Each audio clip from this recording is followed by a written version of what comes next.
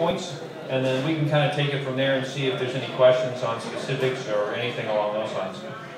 The basic premise of Lean Startup, and I was going to bring a copy of Eric Rice's book with me, which I forgot. But the basic premise of Lean Startup is that instead of trying to build the final product, you back up and you build essentially the minimum working item you can.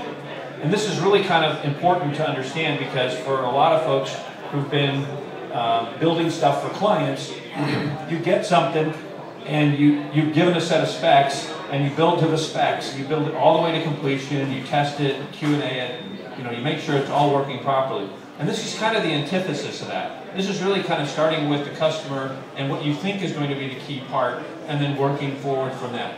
And so it doesn't really, it's not just about creating a new company or creating new software or whatever that may be. It's really that this entrepreneurship component to this really is everywhere.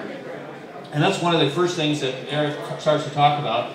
And in fact, there's a couple other books recently that came out.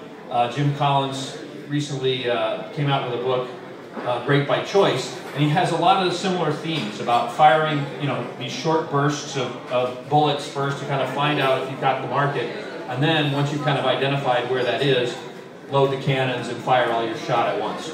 And so this is kind of along the same lines. This Lean Startup is very much in the process, happens all over the place. So that's item one. The other part is that entrepreneurship, and I used to think this was kind of silly, but when I got my undergrad degree in management, I thought it was, took the entrepreneurship course, and it actually came that it was a management course. And he kind of brings this full circle because for a lot of us who've been around the tech community for a while, it's kind of like entrepreneurship has become this really kind of cool tech thing.